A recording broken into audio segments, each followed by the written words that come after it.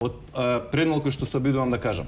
А тоа е дека нашиот одговор во сите овие околности е наместо 0 денари субвенции за тутунот во Прилеп, ние имаме 60 денари субвенции по 1 килограм. Значи, СДСМ даде субвенции за тутунот само последната година за време на владата на Бучковски 15 денари. Значи предизборно. Ние споредено со тоа имаме 60 денари. Значи Гордан Георгиевски бараш избор. Извинете, Георгиев е. Гордан Георгиев, не Георгиевски. Значи јас кажам повторно пак не се јава радио Гебелс. Ми се допадна тој термин денеска видов некаде. Можеме што сакаме да кажеме. Може да збориме за рейтинг за партии. Може да кажеме единственото што е релевантно во оваа држава е како живее народот во 2200 година. Колку беше откупната цена на тутунот додека беше Бранко Црвенковски Зборуваме за денеска и сега. Дајте, молим... Колку беше откупната цена која беше Црвенковски? Може да се држиме. Колку беше? А 93-та Кино Милоров што каже? Ај се вака. Значи ние сме млади луѓе и Ѓорчев е моја генерација и претпоставувам дека сакаме да гледаме иднината. Иднината прилично брзо ќе ни се отвори или нема да ни се отвори. Значи во следнава неколку месеци или следниве година-две. Кога ќе ве прашаме ние како опозиција, најголема опозициона партија, каков е вашиот план? Вие зборувате дека 95 сме пропуштиле нешто, дека 93 не знам што било, дека 97 не знам што било. Значи зборуваме за влада која што 4 години веќе во пета влегува е на власт, која што ветуваше брда и долини. Премиер кој што ветуваше 8,5 милиарди инвестиции. Премиер кој што во чијшто мандат нема влезено повеќе од 100 милиони странски инвестиции. Катастрофално е за последната година колку се инвестициите. Светска банка вели дека ние 2007 450 милиони инвестиции. На разни манипулации, дека сме трети, втори, први во Европа, втори во свет. Значи, можеме колку сакаме да лажеме јавноста преку радио Милева. Ама реалноста е таа дека во Македонија секој трет како никогаш претходно е сиромашен и тоа не е заради светската економска криза. Туку е во последните 4 години кога вие знаете како светската економска криза беше одлично кога кажа Георгиев. Кој одговора? Одговорот да падне консензус меѓу партиите околу некој проект обединување, митинзи, што е одговорот? Тоа сакам да се обидувам. Тоа е она што веројатно и луѓето сакаат да го чујат. Така е, Бојан. Јас согласувам. Значи јас сум првиот човек, тие што ме знаат дека сум првиот човек што е со помирлив карактер и обединувачки. Ама знаете како, имаме систематска поделба на народ и разединување. Како се спротивстави една одговорна позиција на тоа? За вас муабет нема, пат на ВМРО. Факт е дека поделбата е институционализирана во Македонија. Факт е дека таа поделба меѓу народот, не само меѓу македонци и албанци, што е една катастрофа, туку уште поголема катастрофа меѓу нас македонците е поделена. Државата по разни основи. А вас партијата ви е поделена на Вестници се препукуваат. Значи, затоа Обединените за Македонија, токму таа поделба што се направи 20 години, веќе на нашата политичка сцена, буквално сите се виновни. Сите за овие 20 години традиционалци се виновни за таа поделба. Овие политички тези и акции на опозицијата, дали водат кон нови продолжување на поделбите? А немојте 20 години на нас. Ништо не збориме. Ние по 20 години, да. Токму само тоа да кажам за тоа што Владко тука кажа дека СДСМ и Обединети за Македонија, таа теза мислам дека веќе не ви држи, а посебно Владко мислам дека и ти не веруваш во таа теза.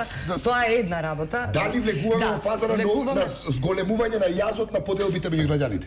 Не. Или напротив, ние со ова сакаме да ги обединиме сите незадоволни од сите режими, незадоволни од манипулациите, а таа бројка е огромна. Огромна затоа што ние сме на терен и ние не ги слушаме анкетите, тие што се анкети нели платени и знаеме од кои се платени и за кои уствари се прават и се лажираат.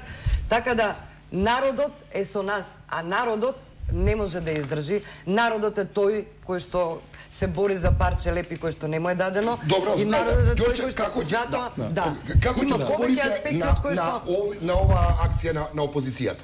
Ете, дека има координација повеќе од очигледно. Значи, ние минавме минатата година за малку за 20 гласа Бузлевски повторно ќе беше градоначалник на Ресин, Бузлевски, значи на Црвенковски првиот соработник, со помош на луѓето од Љубо Бошковски. Уште 20 општо немаше коалиција. Значи можам да идеме општина по општина да ви кажам нема проблем, јас ви одам општина по општина, Владко, барем за тебе што многу добро се познава во мој случај, да ми кажуваш дека веруваш во тоа што го збориш. Ивчева, во 20 градови во втор град. Детектор за лаги па ќе видиме дали е вистина. преземане на оваа ситуација. Значи ви рековте нови како ќе истишувате тезиите кои престојат поради ваквите акции на опозицијата? Многу конкретно прашувам. Ме интересира актуелнава тема, тоа. Улога на една опозиција е да бунтува, да биде незадоволна и така натаму и така натаму. Проблемот е отсуството на било каква политичка понуда. Дали дека има тешкоти и проблеми во Македонија е повеќе од јасно. Да, тешко е. Вие немате понуда и они мораат да одговорат барат од вас понуда како владеачка партија. Борјан, вие ги следите европските состојби или собитија. Од светската економска криза Европа е најмногу погодена. Без конкуренција, споредено со Северна Америка, со Источна Азија, со било кој дел од светот, Европа е најмногу погодена. Во таа Европа најпогодена е Грција, која што е на нашата граница. Значи ние немавме ситуација како во Романија да се нападат. Го кажавте, Ѓорче, го кажавте тоа. Да се намалат, извинете, не, сега ќе ви кажам. Значи, извинете, факт е дека во Македонија има незадоволство. Но одговорот на владеачката партија ме интересира. Толку мислам дека е многу конкретно прашање. Значи, ја имам тука двајца луѓе за дебатирање, вие трет. Значи, ако може и вие да не ме прекинувате. Да прашам јас како може апсолутно. Значи прашањето ми се чини нема врска со политичка партија. Каков е одговорот на владеачката партија во однос на известно незадоволство кое се манифестира во Македонија? Тоа е прашањето. Дека има известно незадоволство, има. Но замислете колкаво ќе беше тоа незадоволство. Имавме ние како ситуација, на пример во Романија, која што е членка на Европската унија, членка на НАТО, кај што пензиите ги намалија за 15%, а платите за 25%. Каква ќе биде утре реакцијата ако ние направиме чекор како во Романија?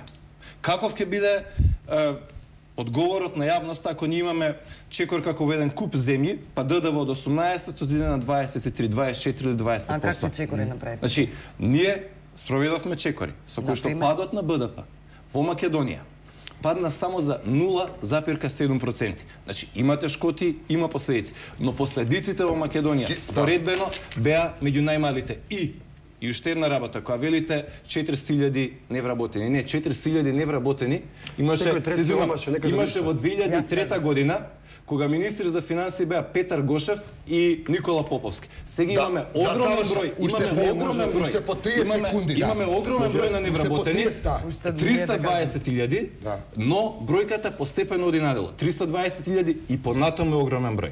Но сигурно тие луѓе нема да ги вработи човека што рече по еден вработен од секој семејство и направи Бранков закон. А 400.000 имаше кога Бранко Сренковски беше премиер и министр за финансии се менува Петар Гошев, па после тоа беше и Никола Поповски, па с големи ДДВ на сите производи од 5 до 18%. Која е понудата на опозицијата, за завршиме, понудата опозицијата, дали опозицијата оди само со митинг или ќе понуди решение за што после НАТО и ЕУ самитите кон крајот на годината? Значи, јас кога ги спомнав овие два проекти, тие беа само последниот месец. Опозицијата со програмата Решение за Македонија има, се разбира дека тоа не се детализирани проекти кои што бидејќи не сме на власт и нормална опозиција да има таков тип на понуда, значи како ќе решаваме контурите во општество, ние се разбира дека нас ни е спремна предизборната програма, кога ќе има избори тогаш ќе извадиме. Што ако не влеземе во ЕУ и НАТО? Односно не добиеме покана за членство и бе останеме без членство во ЕУ и НАТО. Па јас искрено да ви кажам, ако ние не влеземе во ЕУ и НАТО,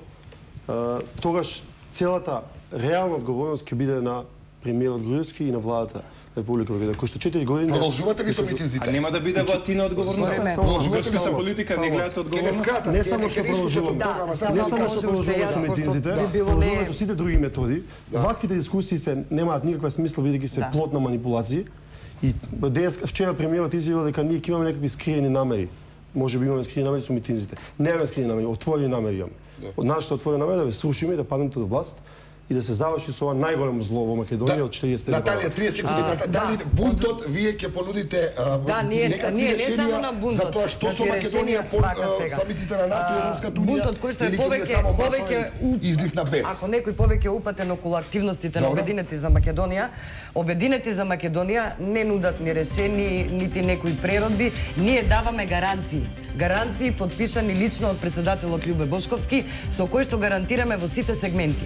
И во областа на земјоделието, и во областа на економијата, точно гаранции подпишани од него што ќе може секој од граѓаните да дојде и утре да каже дека ние сме го гарантирале тоа, а гарантираме тоа што во моментот може да се направи за Македонија, додека уште малку има шанса, се додека ваква и слични власти како се на власт.